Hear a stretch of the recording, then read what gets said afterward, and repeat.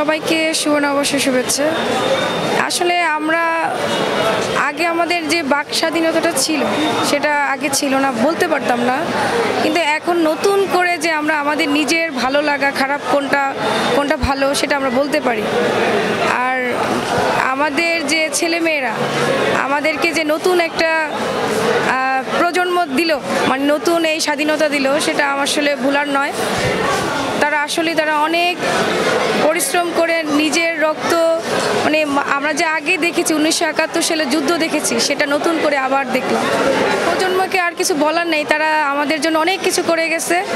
ভবিষ্যতে ছেলেমেয়েরা আরও আগাক, আরও আমাদেরকে ভালো কিছু শিখিয়ে দিয়ে যাক, আমরা শিখবো তাদের থেকে। আমাদের ছেলেরা আছে, সংস্কৃতিটাকে ধরে রাখতে চাই, তারাও যেন তাদের প্রজন্মের ছেলে মেয়েদেরকে শেখাতে পারে।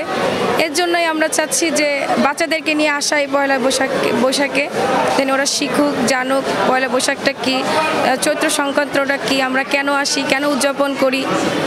এই যতটা মানে ছিল, আশৃঙ্খলা ছিল, এখনও সেটাই আছে, কিন্তু মানে কোনো উশৃঙ্খলতা নেই। ভালো লাগতেছে, সে পরিবেশটা আসলেই ভালো লাগতেছে। ওই সরকারটা মানে কি, যে আমরা একটা ভয় ভীতি কাজ করতো যে কখন জানি কে কি বলুক বা আমরা কিছু বলে ফেলি জানি, কিন্তু এখন নিজে স্বাধীনভাবে চলতে পারতেছি, কথা বলতে পারতেছি, এই আর কি। ভালো আছি আমরা। এই যে আমরা হিন্দু বলেও কি আমাদের কোনো ভয় নেই, আমরা চলতেছি ফিরতেছি, হিন্দু বৌদ্ধ খ্রিস্টান ডোন্ট মাইন্ড, কিন্তু আমরা সবাই আমাদের মানুষ, এটাই হচ্ছে সবচেয়ে বড় কিছু।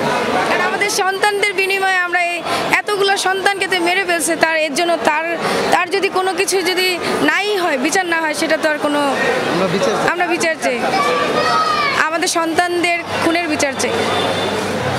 আমরা চাই নতুন একটা সরকার আসুক, আমরা স্বাধীনভাবে চলতে চাই, কোনো দ্বিধা মানে কোনো ধর্ম বর্ণ কোনো কিছু যেন ভেদাভেদ না থাকে, আমরা সবাই মিলে আমাদের দেশটাকে আবার নতুন করে করতে চাই।